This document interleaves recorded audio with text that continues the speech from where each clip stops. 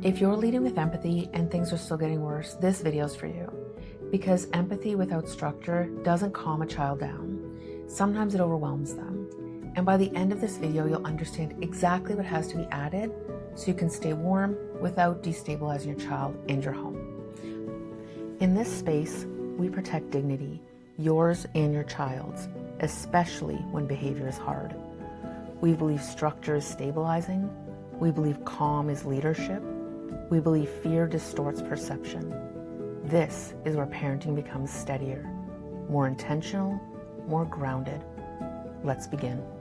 I'm Christine, and this one is personal. I'm deeply empathetic. It's not something I learned, it's how I'm wired. I feel emotional shifts instantly. I track tone changes without trying. I can sense when something is off in a room before anybody even speaks.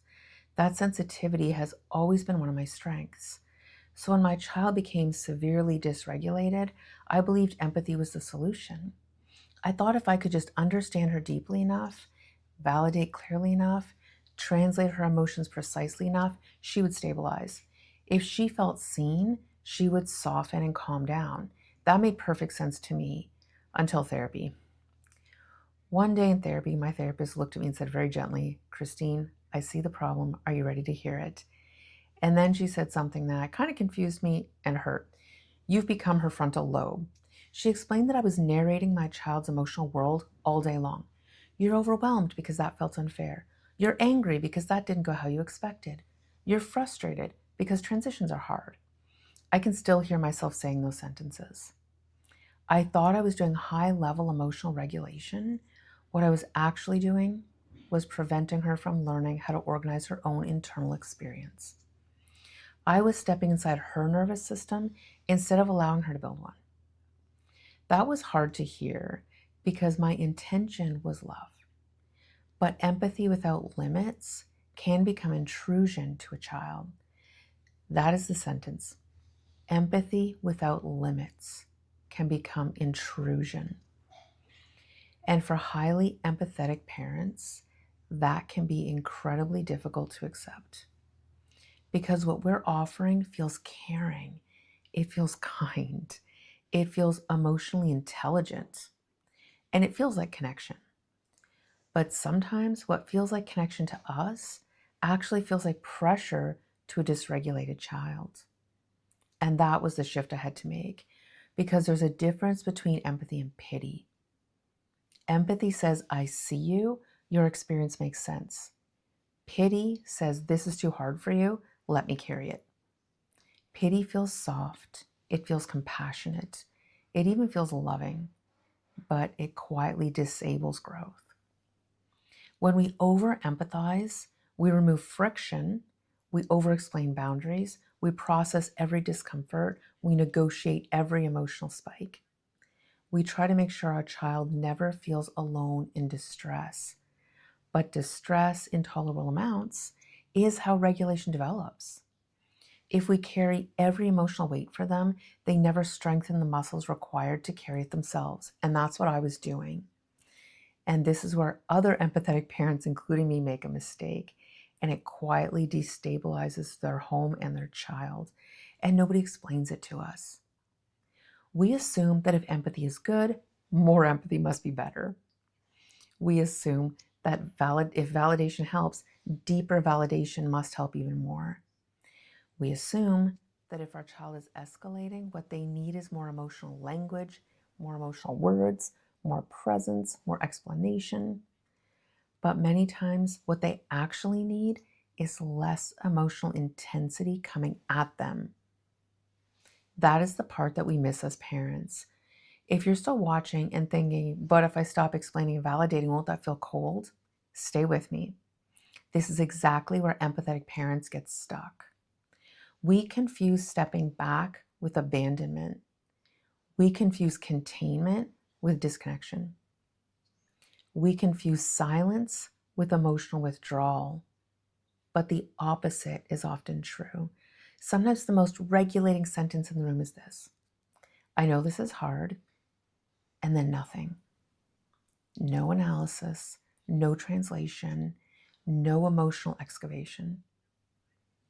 No explanation of what they're probably feeling and why. Just steadiness, just calm, just presence. That is containment. Silence gives the nervous system space to organize itself. Overtalking steals that opportunity. And I want to stay here for a minute because this really matters. A lot of deeply caring parents are not actually too cold, they're too verbally active inside of your child's emotional moment. We are doing too much processing while the child is still flooded emotionally. We're trying to help in the exact moment that our child's nervous system cannot use that help. So we as parents lean in more and the child escalates more. The parent explains more, the child becomes more overwhelmed. And both people walk away feeling more disconnected, even though the parent was really trying to connect. That is one of the most painful loops in this kind of parenting, because the parent is loving harder and harder, and the home is getting less emotionally stable. So let's talk about the brain piece, because once I understood this, a lot of things started making more sense. Imagine your brain in the palm of your hand, like this. This is a model taught by Dr. Dan Siegel. Your thumb is folded in, represents your emotional brain. Fear, anger, urgency, alarm, fight, flight, or freeze lives here. Your fingers folded over represents your thinking brain, planning, reflecting, organizing. When someone becomes overwhelmed, we say the lid flips. The thinking brain goes offline. They're not communicating, and the emotional brain, fight, flight, or freeze, takes over. I'm going to add one more piece. Human brains mirror each other. We read each other's nervous systems constantly. If you're calm and steady, the nervous system across from you senses safety. But if you lean in intensely, analyzing, digging, processing in real time, even if your tone is gentle, the intensity itself can feel like pressure. And that pressure can feel like threat to the child. Keep in mind when we're using this model of the brain in the palm of the hand, when the lid is flipped, the inner part of the brain, this amygdala, is again your fight, flight, or freeze center. It's not communicating with the part of your brain that has reason, future planning, complex learning. The part of the brain that says, maybe if I listen to my parent right now, everything would be okay. That part's not available. It's just danger, danger, danger, danger signals. Your talking is only talking to the part of the brain that looks for and sees danger. This is such an important point because warm intensity is still intensity for a dysregulated system, dysregulated child that is overwhelming. Let me give you an example of what this looks like in real life. Your child says, "You never listen to me. You don't care about anything I say." An old, over-empathetic response might sound like, "I do care. You're feeling unheard right now because earlier I said no to the sleepover, and that felt unfair and frustrating, and I understand why that upset you because you were really hoping to go." Suddenly you're in a 5-minute emotional analysis. This was all me before. You're explaining, clarifying, softening, translating, repairing, managing, narrating. It is all too much. A contained response sounds different. "I hear that you're upset. We're not discussing this right now." And then silence. That is empathy with structure. It is not cold. It is not dismissive. It is not punitive. It is clear, grounded, and emotionally contained. And contained does not mean detached. It contained means I'm not getting pulled into your storm. The child's like this, and we're staying here. I'm staying organized while you are disorganized. Contain means I care enough to not add more intensity to an already overwhelmed moment. That was one of the hardest things for me to learn because I thought being helpful meant being emotionally active. I thought love meant entering the experience with her and helping name every part of it. I thought that if I could just mirror well enough, soothe well enough, explain well enough, she would feel understood enough to settle down. But what I eventually learned was that being deeply understood is not always the same thing as being regulated. Some children do not calm down because we found the perfect words. They calm down because we stop flooding the moment with words. That distinction changed everything for me. And I saw it even more clearly in contrast with my husband. There are times now when my daughter will say, "No offense, can I talk to dad?" I smile because my husband's a geologist, grounded, measured, quiet. He listens. He makes one simple observation. That sounds frustrating. And then he stops talking. No deep dive, no emotional layering, no excavation, just containment. And I see her regulate. It used to confuse me and frankly it bothered me because I would think I'm the one doing all the emotional work here. I'm the one trying so hard to understand. I'm the one bringing all this empathy, insight, and language. And he would say one calm sentence and somehow it would go better. Now I understand why. My empathy can become intensity. His steadiness creates space and safety. Space regulates our children. That does not mean fathers are better at this. It does not mean less verbal automatically equals healthier. It means that in our particular dynamic, I had to learn that my natural emotional insight, which is a strength, can become too much when it is not paired with structure.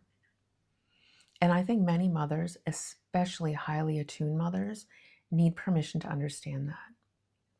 Because many of us were raised without emotional attunement.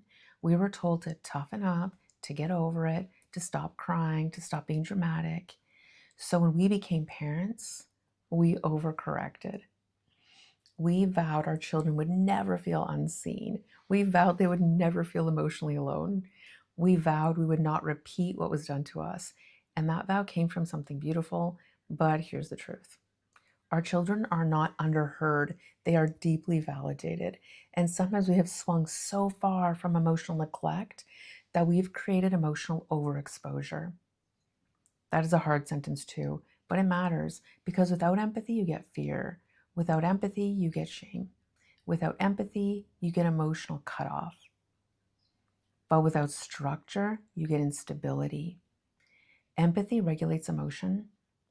Structure regulates nervous systems. Both are required, not one, both.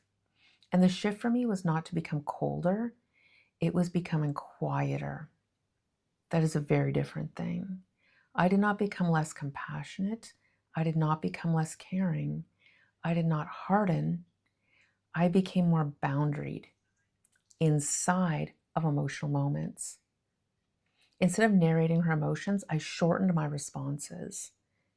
I hear you. We'll talk later. I'm not discussing this right now.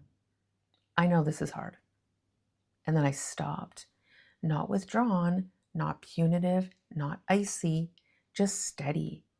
And slowly the explosions shortened. Not overnight, not perfectly, but measurably. Because there was no longer emotional fuel feeding them. That is another thing parents need to hear. When you stop over explaining, you may feel mean at first. You may feel under responsive. You may feel like you're abandoning your values. But often what is actually happening is that you are removing the extra fuel from the interaction. You are no longer helping the dysregulation to grow. You're no longer turning every emotional spike into a full emotional event. You are no longer participating in the escalation while calling it support. And that is a major turning point. It can feel uncomfortable, especially if you're naturally warm, relational, and emotionally expressive. Because you will still want to explain, you still want to clarify, you still want to prove to your heart that you are loving and kind and gentle. You still want to say, no, tell me all the reasons why I understand you feel this way. But regulation often requires resisting that impulse. Your child does not need a perfect interpreter of their emotions. They need a nervous system in the room with them that stays grounded when theirs cannot. That is the real job. Not perfect wording, not perfect insight, not endless validation. Grounded presence, calm structure, warm containment. That is what actually stabilizes a home. That is what actually stabilizes a child. And I want to say one more thing here because I think some parents are going to hear this and start worrying that the answer is to become emotionally unavailable. It's not. This is not about becoming flat. This is not about becoming harsh. This is not about shutting your child down. This is not about punishing emotion. Emotion is not the problem. The problem is when the parent joins the emotional chaos in such an active way that the child never has to develop internal organization. The goal is not less love, it is more steadiness. The goal is not less compassion, it's more containment. The goal is not to become emotionally absent. The goal is to stop over-functioning inside your child's emotional life. Because when empathy is paired with steadiness, it becomes regulating instead of overwhelming. That is the sentence I wish someone had explained to me much earlier. When empathy is paired with steadiness, it becomes regulating instead of overwhelming. If this video helped you to see your parenting a little bit differently, even if it felt slightly uncomfortable to hear, stay with me, because what we're doing in this series is slowly rebuilding the balance between empathy and structure. You do not need to become less compassionate. You do not need to harden yourself. You just need the structure that allows your empathy to actually stabilize your home instead of overwhelming it. That does take practice. In the next video, we're going to talk about something almost every parent experiences once they begin pulling back from over-empathy. Suddenly, their child looks indifferent, flat, uninterested. Parents start thinking nothing matters to them. They don't care. They're just cold. But what looks like indifference is usually something very different happening inside of their nervous system. And if you misinterpret that stage, you can accidentally undo the progress you've started here. So watch the next video, because when you understand what I don't care responses actually mean, you'll stop chasing reactions that were never the real signal of progress. If this conversation is helping you to understand your child in a way no one has explained before, please subscribe. These videos build on each other, and they're designed to help you stay steady in situations that most parents are never prepared for. And parenting like this is far too difficult to do without support and understanding along the way. You're not too empathetic, you just need some structure, and that structure lets empathy